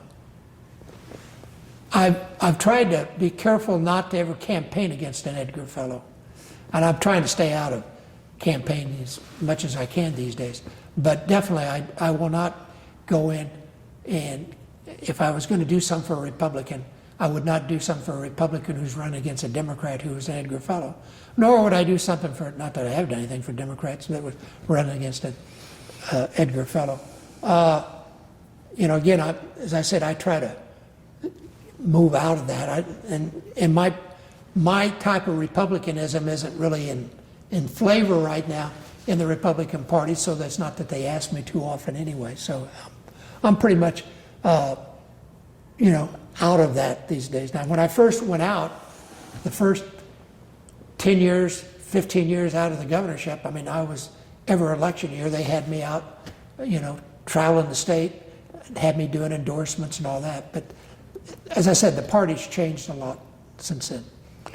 I've sometimes thought of you at different times, and something's in the news, and I thought, when you go back to how serious you took government all along and wanting to accomplish good things, and I just thought then, you know, after you left and we'd have the Blagojevich mess and one thing after another, I just thought, how frustrating is Jim Edgar to be thinking, I dedicated my whole career to improving the lot of the state of Illinois, and then you think to have other people kind of undo some of the good stuff that had been done. Well, part of the and I got to keep telling myself, look, probably there are former governors that worried when you were a governor and didn't like what you were doing. I mean, you got to, people are going to do things different, and it doesn't mean they're right, wrong, and you're always right. But I do. I mean, you know, when they were trying to get an increase in the income tax and the budget problems and all that, and I remember, this is probably 10 years after I was out of the governorship, Brenda said, Jim, you're not the governor anymore. Don't sit here and worry about the budget. right now. That's not your responsibility. And I would. I mean, at the end of session, I'd be, they're going to get this done, you know. And, and we went through the mess with Rauner with no budget. I mean, that just blew my mind. That was horrible. I don't know who was advising him, but I mean, not to take... He was. He was. I mean, the staff would have me, early on, the staff would bring me over trying to get me to, and it was obvious after a while that in fact, he wasn't listening anyway. After the budget, I remember I went over, the last time we really had a talk, I went over to the mansion, we had dinner, and we got talking. I says, you got to get a budget. He said, no, Jim, I don't need the budget. The Democrats need the budget more than I do. I said, he says, it's for their people. And I says, no, Governor, you're the governor. You're the governor of the state of Illinois. You need to see that there's a budget for the state. He just didn't. And I just told the staff, they want me to come back. I said, no, we're wasting his time, you're wasting my time. We're on different planets or something here. This is just beyond me. Because, if you don't have a budget at the state level, state government can't function. And that's well, why not only the government. I ran into a dentist. Yeah. Oh, yeah. Right, here in Springfield at a bar, and he heard that I'd covered government. He goes, when are they going to pass a budget? He goes, this one guy, this dentist, he goes, the state already owes me something like $120,000. I said, how are you continuing to operate? And he had to mortgage his home.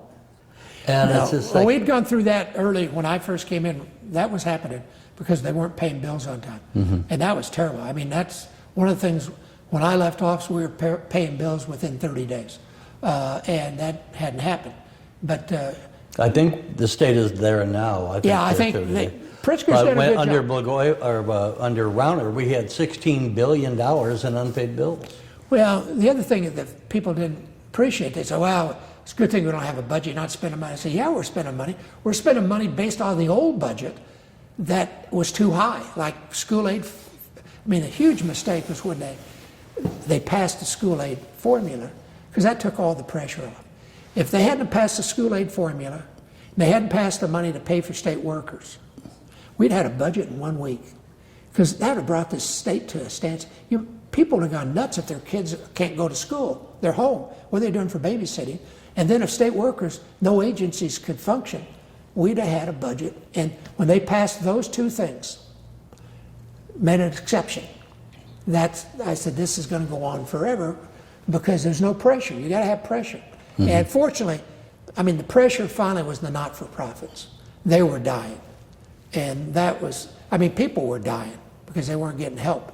And fortunately, and I've said many times, the most courageous thing I've seen state legislators do were those, 7 or 8 Republicans who voted to override Rauner on the budget. On the third year, they voted to override his veto of the budget. Yeah, now, a lot of them didn't come back.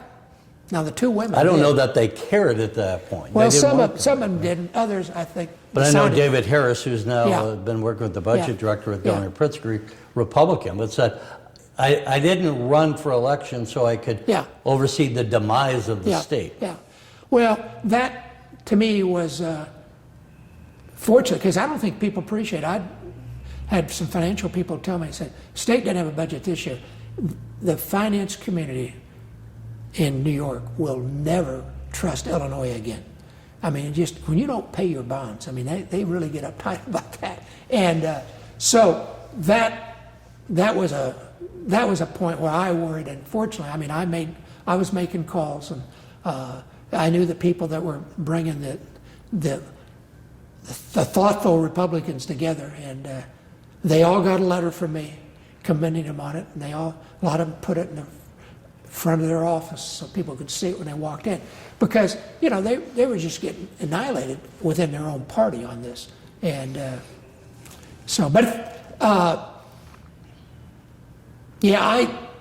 I take this stuff, still take it serious. I'm not quite as serious as I did, and I think I thought Quinn surprised me. I thought he tried.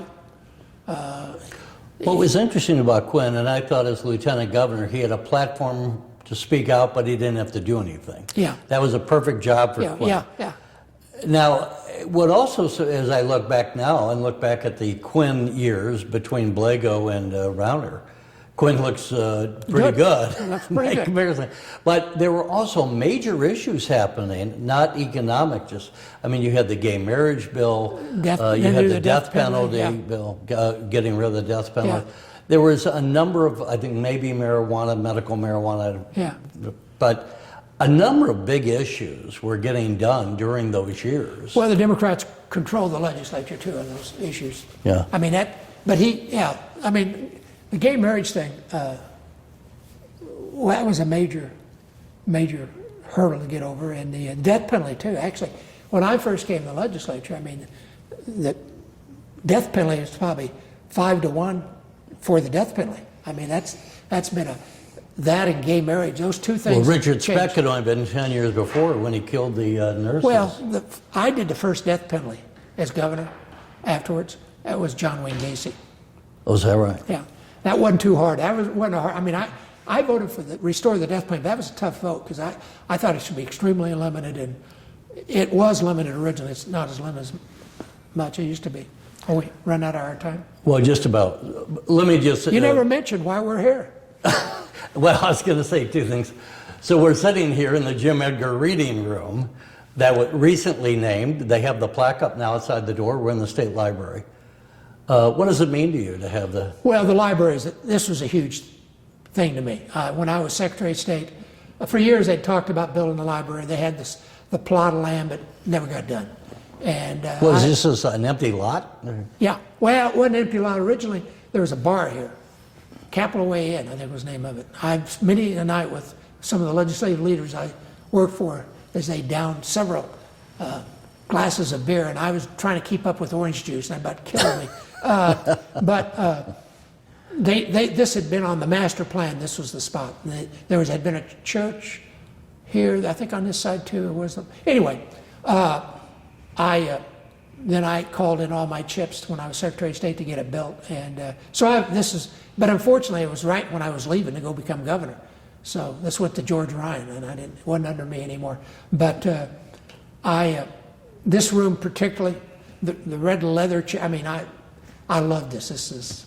I really didn't have a whole lot to do with the interior. I designed the outside. I mean, I was the architect, and I spent many an hour. I said, I want it to look like it belongs in the Capitol complex, not like the Attorney General's building or the Bar Association building. I want it to look like the state capitol and what we call the Centennial building. It's now the Hallett building, and the State Library. I mean, the Supreme Court across the street. So, no, I was very proud of this building. Glad we got it done. Made one mistake. I didn't put a tunnel underneath from the Capitol to here so people could walk. It was going to cost another $1 million, and I didn't know the legislature might balk on that. That was a mistake. I wish we'd have put that. Maybe they could walk over here during the winter months, as you can do from the rest of the state capitol, can walk underneath, which a lot of people don't know those exist, but that's pretty extensive walkways under the Capitol complex. But this room, was my favorite room, and I was very honored when they said they were going to do this. I think they thought I wasn't going to be around much longer, so they had to hurry up and do this. And I was glad that I could show up and was able to speak. And I'm still trying to get them to open that front door. I came today, and that thing was locked again. I'm still having a problem getting that message across. But no, the State Library is a beautiful building. I think it's underutilized. I think a lot of public groups could come in and have meetings and do things here. But I love libraries. I mean, I hung out in the libraries when I was a student all the time, and never missed a bookstore to go into when I'm out wandering around. So I would like a few more books, a little more exposed. But again, I'm not the state librarian any longer. I can't tell the current Secretary of State how to run his job. I might try, but I shouldn't. Well, we've talked for a long time. We've covered a lot of territory. I appreciate you and I both love the topic. We could talk for longer. There's other things. I could sit here and have 10 more questions. I think back, and of course, most of us, after our time passes on Earth, very few. Most people, even presidents, aren't remembered. You know, people forget who they were. A couple of governors, Adlai Stevenson stands out as one of the governors. Stevenson, because of his national exposure. Yeah, running I think, against Ike. You know, I don't think anybody knows much about what he did as governor. Right, he was only a one-term. He was only a one-term governor, yeah. And state government back then didn't do as much to some extent. That started to change under Stratton in the 50s when they did redistricting, and definitely when Ogilvy came in the 60s, late 60s, state government really had begun to grow and be a much more visible part of our daily lives than maybe before. And I think it continues to be a major part of our lives, and people rely on it. If it fails, then people are failed. So it's changing. But you're right. But I also, once you're out, you're out. I wasn't able to build many buildings. We didn't have any money. Most of the time I was governor, we did get Side M over, and they didn't name that after me. That's the longest name in state government, I think, that long. Well, and you have the Edgar Wildlife Park with the that's conservation. Side M. That's Side M. Yeah. Yeah, and so I did that big building, and then the natural resource building out the fairgrounds we built. But other than that, we didn't build buildings, and buildings are kind of what people remember. You know, they see a building's got a name. Well, who's that person? If you don't have a building named after you, you're going to get forgotten quicker. Then you got to worry about they might come back 50 years later and they didn't like your voting record and they changed the name of the building because they thought you, you know, I think that's questionable. Yeah, people do forget. I mean, it is. Are the Edgar Fellows going to continue? Well, I hope so. I hope so. I mean, we've got a group. A lot of them, you know, more and more we call on, like, for people. Is it still all privately funded, or do you get any kind of a state? No, we don't get any state yet. We'd like to get some state. Any corporate money, or? We get corporate money, yeah. When I first started it, I had some people I knew from some corporate boards I'd served on, some people that I went to, and they were. I would think for corporations, wouldn't it be good to have people who know how government works? It is. You got to be careful. I mean, you know, you take their money. You don't want to take all their people to be Edgar Fellows. Right. But we get some of the major entities. State Farm has been with us since we first started. Somebody else? Oh, John Deere has given us money over the years. We've had many state corporations have given money, and Illinois Medical Society has been there since the beginning. Mm-hmm. And a lot of these were people I knew at these corporations or these associations, and you know, asked them for help, and they were very good to get us started, and they continue to help us. Well, the thing I think people could say when they look back, if they look back at any of the governors, your terms accomplished things while you were in office. You turned the state around, as we discussed, and that's all you can do. You don't have the reins of power after you leave. To keep it forever, yeah. Yeah. No. But on your watch, yeah, you know, you did a good job. Yeah, I think we left the state a better place when we found it. People always say, "Is there things you would do different?" And I said, "Well, there aren't many. I can't. You know, there's some personnel things maybe." Right. But the one thing, as I look back, I should have taken that surplus and locked it away some way so they wouldn't spend it in the first 6 months. That all this fight, you know, in hindsight, two things. And on the pension thing, the ramp, their hoes are ringing about the ramp. They forget money wasn't going into the pensions till we created that ramp. I mean, when I left office, the pension. Well, I was going to bring up the Edgar ramp, and often Yeah. I hear people criticize Yeah. well, Edgar ramp, but the reason that you address that issue, the pensions, is because they were already in problem. Oh yeah. When I left office, after we did the ramp, we got the pensions up to 80%. The trouble is, they didn't, and we said, now guys, you're going to have to look at this. You're going to have to make some changes. But, you know, at least we're putting money in, and we're committed to put money things. Then they changed. They didn't have to put it in, then they didn't put it in. And well, Blego was not making pension payments. Yeah, they did early retirement. That early retirement cost a lot of money, because 3 times more. I think people Ryan took it. did that, Yeah, didn't he? that was between Ryan and Blagojevich. That was the deal. All these Republicans, they could leave get a boost on their pension, and they'd have openings for the Democrats coming in.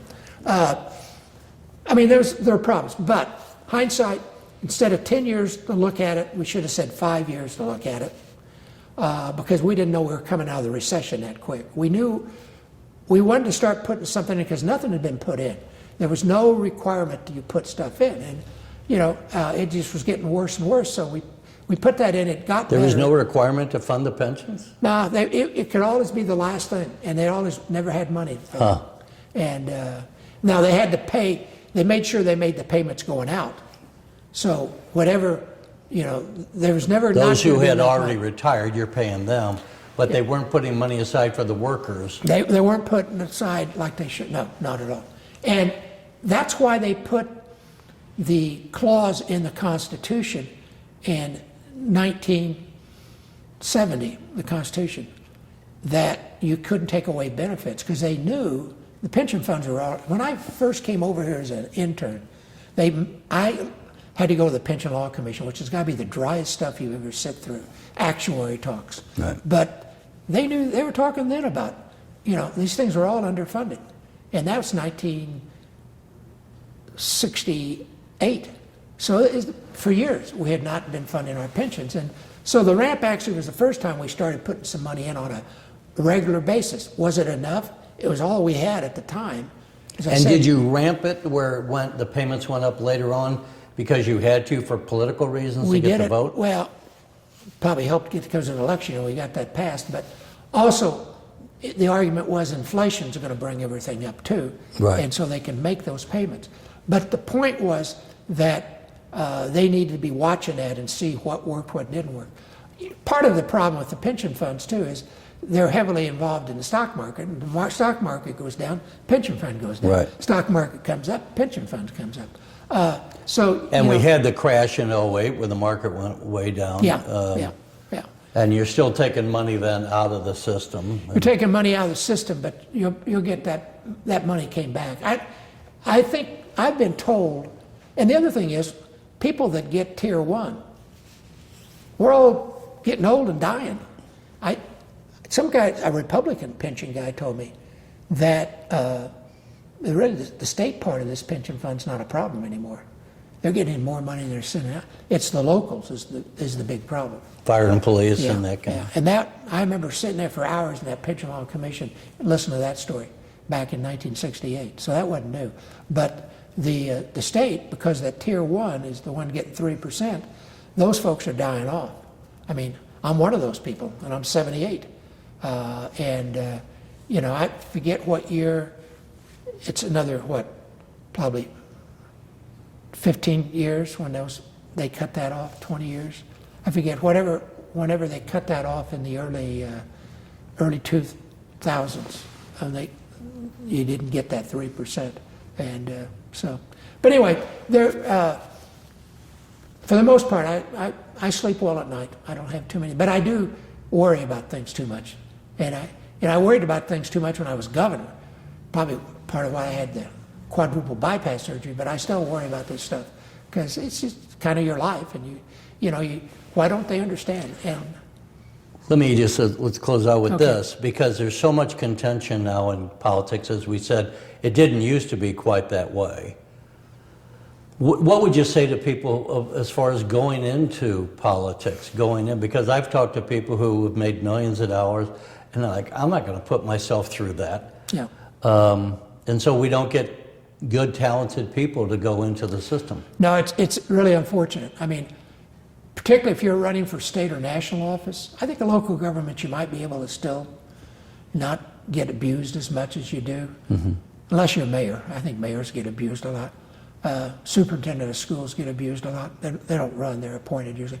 But, if you really want to make a difference, though, I mean, people can complain about government all they want, but that's where decisions are made, good or bad, and they impact our lives.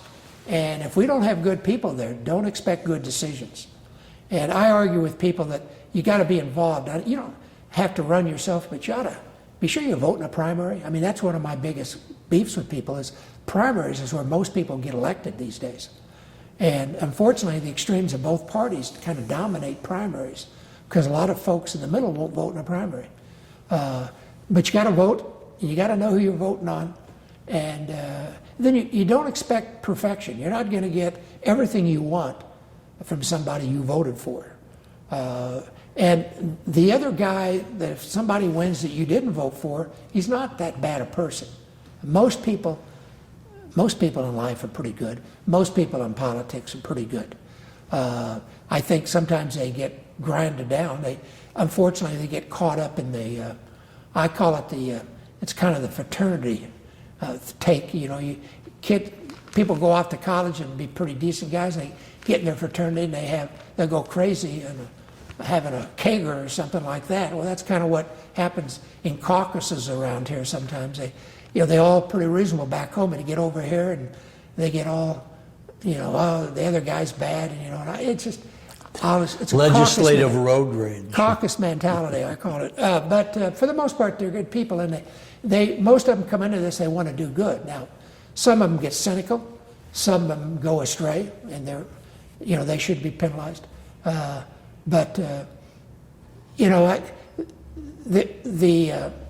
Again, I am convinced if they can just spend more time together, you can take away some of that partisan divide that is now taken over so seriously. And the national level, I worry very much about it. To me, it's the worst by far it's ever been, and I don't know what the answer is. State, Illinois is still better than the national on that. It's not as good as it used to be, but it's better than it is. If you were a younger man, would you want to be in politics now? I don't know. It'd be, it's had, when I first grade, I got it hooked in it, and, was pretty well committed from then on. I think I still would. I still would think I could make a difference, want to make a difference. Maybe I couldn't get elected. I think I'd have an extremely hard time to ever get a Republican nomination, as the way the Republican Party has become downstate and in most of the nation now. It's not the party of Eisenhower. I don't even think it's the party of Reagan. It's the party of Trump, and that's a completely different thing. So I may not be able to win. I mean, I lost the first time I ran, and part of it was because I was a little bit too probably moderate as opposed to very conservative. But I was able to come back and win. I don't know if I could do that today. And hopefully I'd want to. I don't know if I'd want to. I mean, looking at some of the things and what families go through, too, it's tough on a family. It was tough then to some extent, much tougher now. Well, Governor Jim Edgar, thanks for joining us. Nice to visit with you again. Take care. Thanks for watching, and if you haven't already, please consider subscribing to our channel. And while you're at it, please leave us a comment. Thank you for watching.